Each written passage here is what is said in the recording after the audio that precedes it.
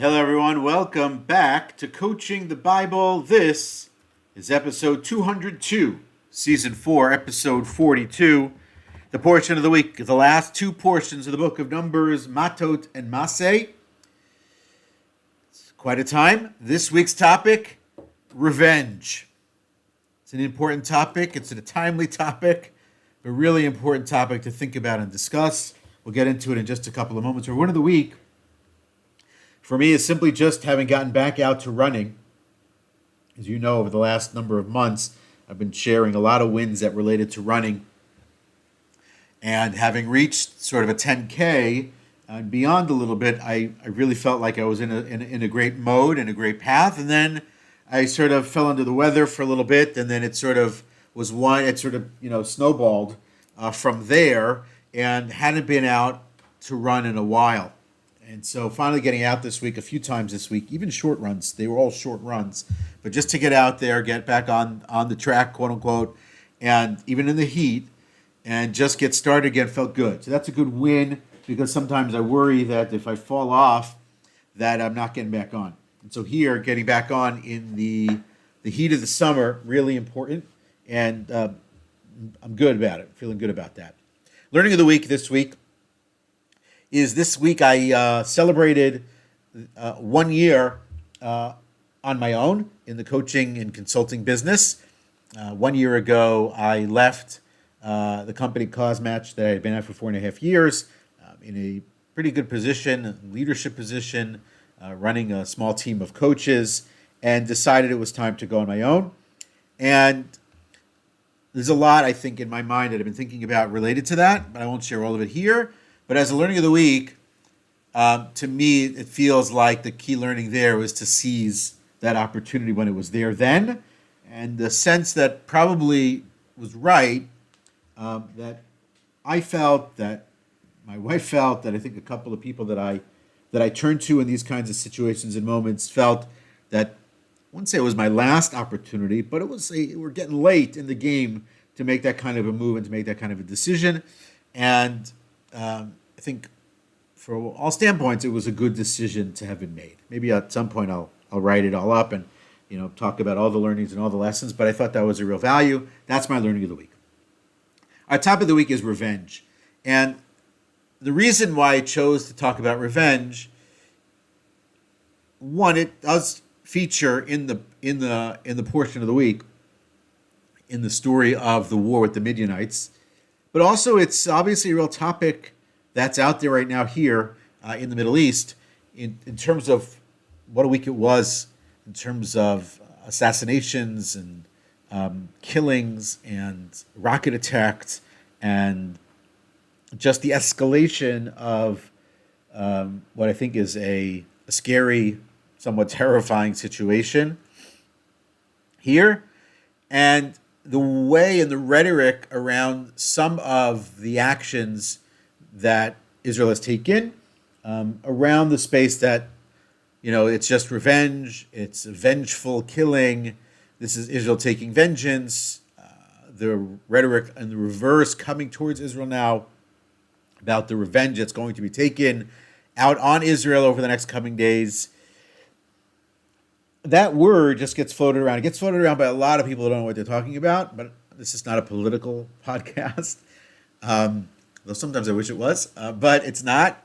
But it sort of got in my mind the idea of what exactly is revenge, and what is vengeance, and where does it apply and where doesn't it apply, and how do we think about it? How should we think about it?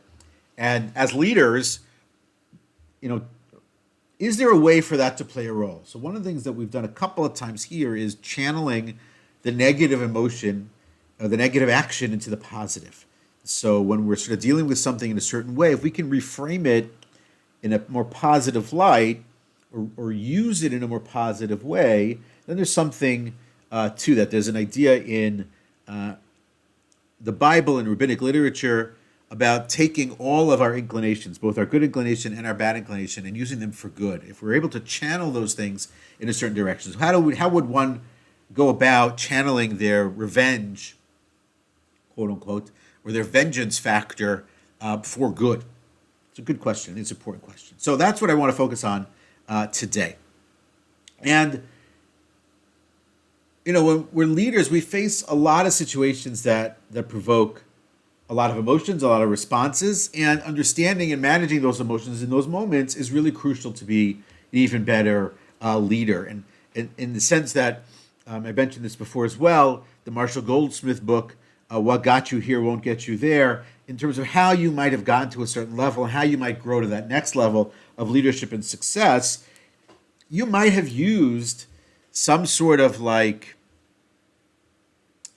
competitive spirit, power within you that might have looked a little bit like revenge. You're taking revenge against an enemy or a competitor or whatever, and it got you to a certain level of success. But the appreciation is that how do you get to that next level of success isn't necessarily the same way, but it could be by channeling that and using it more strategically and smartly to your benefit. So let's sort of dive in. It's a great quote to start off from Gandhi, which is this: "An eye for an eye will only make the world blind." It's the sense that revenge and vengeance and taking vengeance and escalating conflict to its highest height often actually doesn't get you anywhere, and it actually doesn't lead you to any success. It only leads you to destruction or mutually assured destruction.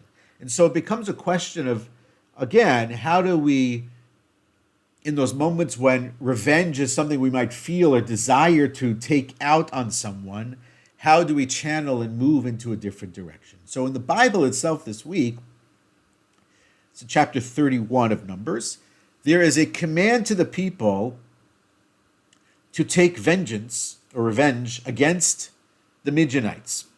The Midianites, we know from a few weeks ago in the Bible,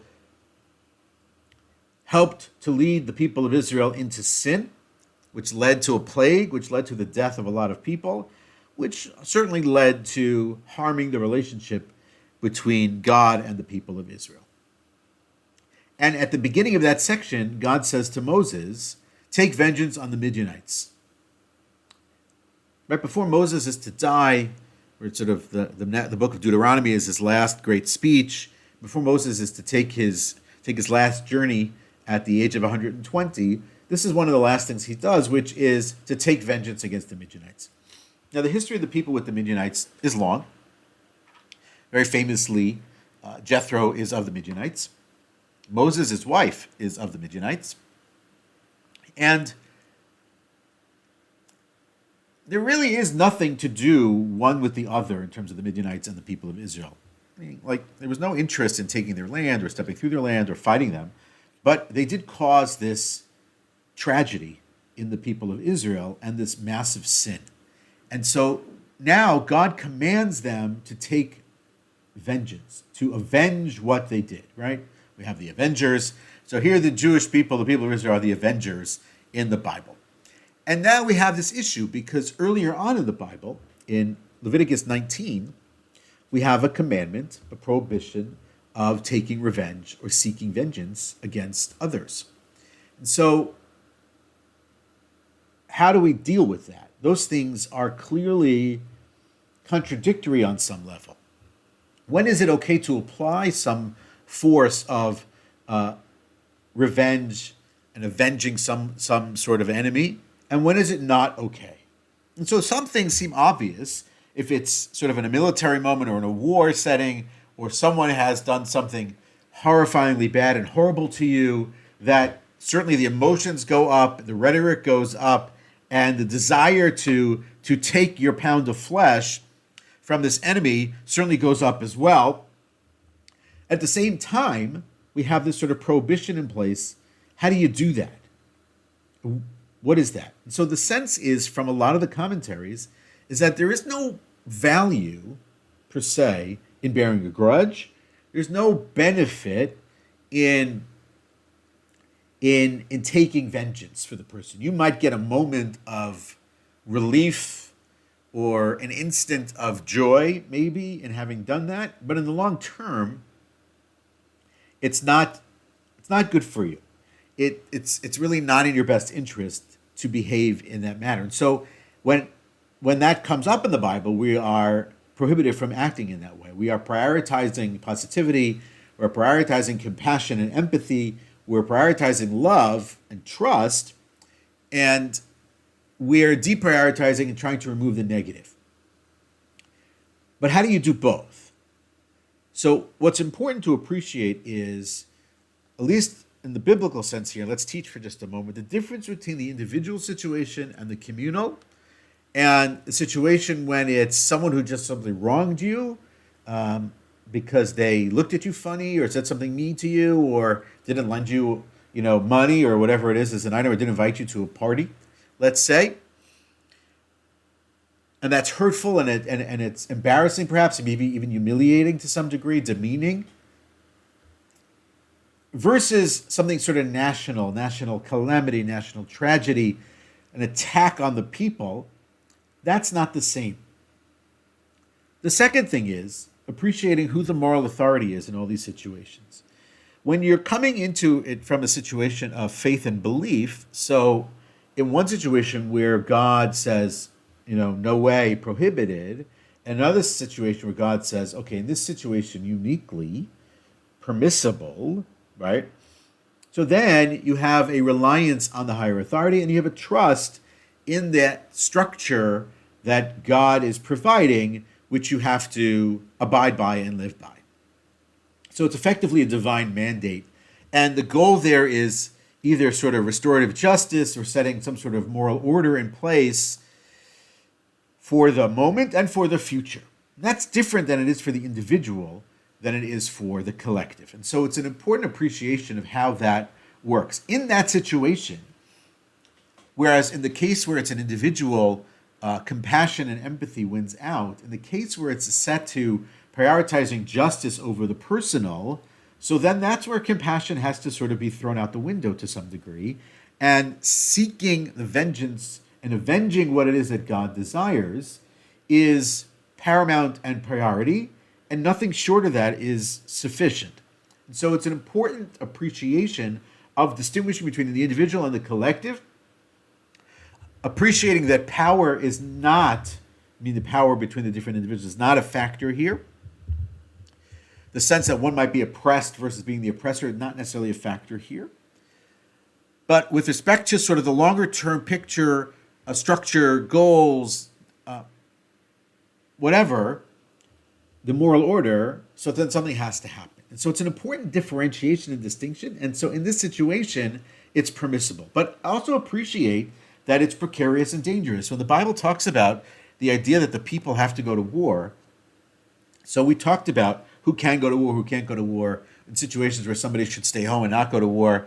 The concern around killing, not murder. Murder is sort of the sin, but killing someone, if it's even in self-defense, right? The result is the same. The other person is no longer alive. But one is a prohibited act of murder, and one is killing. They're not the same thing. And so an abundance of killing too often, has a major detriment on the soul. It really just brings the person to a different place in terms of who they are and what they are as a human being, as a spirit, a creation of God. And so we have to sort of balance those things and appreciate what those things are. And that's the root of this idea of vengeance, revenge, when it's collective versus individual. Now, deeper, though, is the idea that we have to appreciate what is the psychology of revenge? What's going on in that space? And what's the danger perhaps there? And we mentioned one or two. Let's go a little bit further. So here's a great quote from Confucius. It's attributed to others, but the earliest I saw it attributed was to Confucius, which is this: before you embark on a journey of revenge, dig 2 graves. It's a profound statement on the impact and result of taking and seeking revenge. By virtue of a person seeking and taking revenge on another individual, you are not only harming the person that you were intending to harm, you are hurting yourself. And so it's self-destructive on many levels, and a person should prefer to seek another path to get to where they need to be. And so the 2 graves are for the person that is being, the perpetrator of the original act, who's now having vengeance taken out on them, and the person who's now acting in this moment, right? So you are harming the instigator, but you as much are the target of that situation. Very powerful quote. So appreciate how that works and the psychology of it. Again, we can appreciate that somebody did something to us and we feel aggrieved and we feel betrayed and we feel diminished and we feel deflated and we feel humiliated and embarrassed and all those things. However, the question then becomes, it's like, what do I do with that? Appreciating the negative impact, significant negative consequences and impact internally and externally is profound and large and actually stays. It almost feels like a stain that remains after the act is completed. In the sense of teams, taking us, as we always do, into sort of the leadership space, if you are a vengeful boss, how does that work? What kind of culture are you creating in your team? If people feel like you're going to take it out on them if you disagree with them, if they disagree with you, or if they take an approach to a solution that is not your approach, but it gets it done, but it's not your approach. The likelihood is, obviously, you're going to decrease the trust in the team. You're going to spike fear and suspicion and confusion and concern. You're going to destroy productivity and undermine collaboration. That's within the team. Externally, it can lead to even worse, right? It can lead to unethical behavior. It can lead to just bad strategy. It can focus on settling the score rather than the long-term growth and success. It's like, it's a disaster waiting to happen. And so it's important to appreciate, again, the underlying psychology of how that is, where that comes from, but also appreciate the danger of it, and then appreciate that there are other ways to handle this. One is simply channeling that into sort of a positive outcome.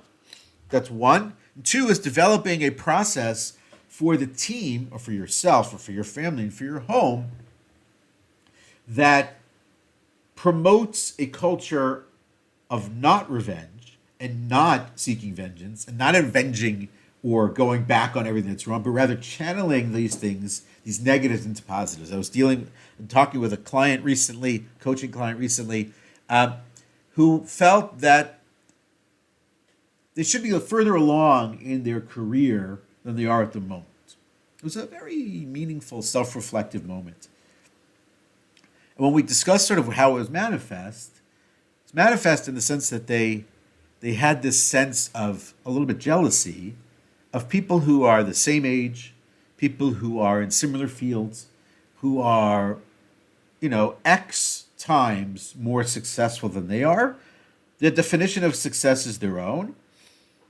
And when we unpacked that, so we unpacked it as at some sort of sense that it was a jealousy. And the question then became, is there a way to channel that jealousy in a positive manner? To use that as effectively fuel towards greater success and accomplishment. The same sense can be asked here when we're talking about revenge. We're seeking vengeance. Vengeance is, just to differentiate, vengeance is sort of the wider, broader term. Revenge is would be more specific to the action that you're doing. And so the question becomes, like, how do you do that? So if a person aggrieves you, a person wrongs you, a person embarrasses you, whatever that is, so perhaps the best approach is not to take it out on them, but rather for yourself to do it better in the future. There's a great quote that I saw, which is very simple. Living well is the best revenge. I'll give you another quote similar to that at the end. Living well is the best revenge. By focusing on your own personal success and growth, by focusing on your expanding knowledge, your expanding opportunities, your ability to help more people, to have more impact, to living a life of greater significance and meaning, what could be the greater revenge, quote unquote, than that? And so to channel in that manner is to accept what happened, to self-reflect on what happened, and now is to say, I'm not going to let that define me, I'm not going to let that hold me down, but I'm going to channel that into the direction that I want. There's a book called, it's a Jewish book called The Path of the Righteous. And In that book, it talks about jealousy as an example. It's sort of the other one that we're talking about here. And there it discusses one type of quote unquote good jealousy.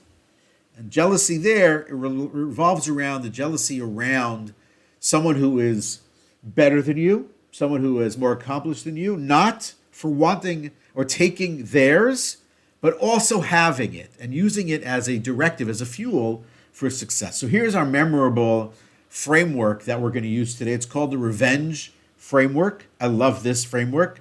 I made it up with the help of my good friend and assistant, ChatGPT. I sort of had this idea. I was tinkering with different terminology, but I was looking for something that's going to stick and remain. And the revenge framework works. Revenge stands for reflect, empathize, visualize, engage, negotiate, grow, and evaluate.